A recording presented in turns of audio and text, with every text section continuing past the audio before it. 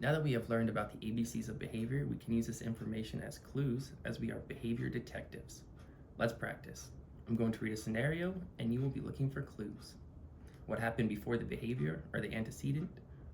What did the child do or the behavior? And what happened after the behavior or the consequence? Angelo's mother tells him that it's time for dinner.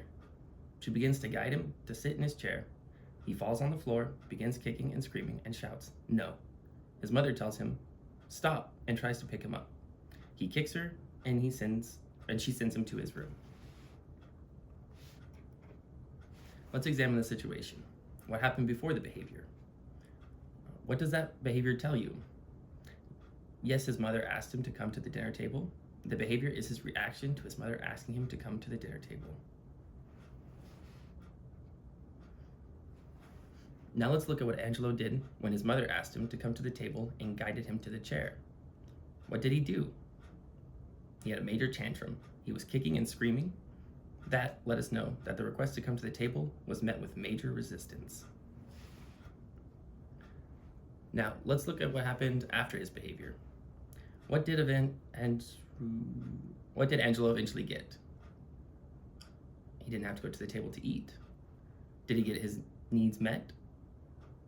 No, right? Is that no? Do you think he might try this behavior again? Yeah, because it worked. What can we take from Angelo's story?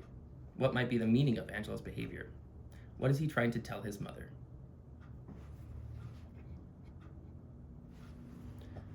You are doing great at being a behavior detective. Here's what you observed and discussed. Provided direction, kicking and screaming, and got out of eating. If Angelo wanted to get out of avoiding dinner, did his behavior work for him? Yes, it worked very much for him.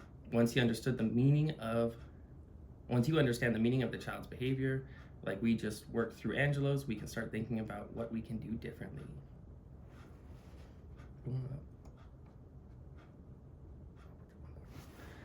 Does trying to determine the meaning of behavior make you want to go home and observe your child? Do you want to try and see if you can figure out why they do some of the things that they do? It takes time to figure out the functions of behavior. Remember, the more you observe, the more clues you will find and figure out why they are doing what they do. Let's look into your family handbook at activity 2. This will be your first apply it and try it activity to do before the next session. Take a few minutes to look at the form, and then we can talk about it to make sure everyone understands what we are supposed to do. As you can see on the form, you will be observing your child when they are using a challenging behavior. Select one of the behaviors you wrote down last week that you would like to see less of. You will look at what happens before the behavior starts and write down that information. You can check one of the areas on the forms to write that down, what happened before the behavior began if it is not listed. Then observe what happens after the behavior stops.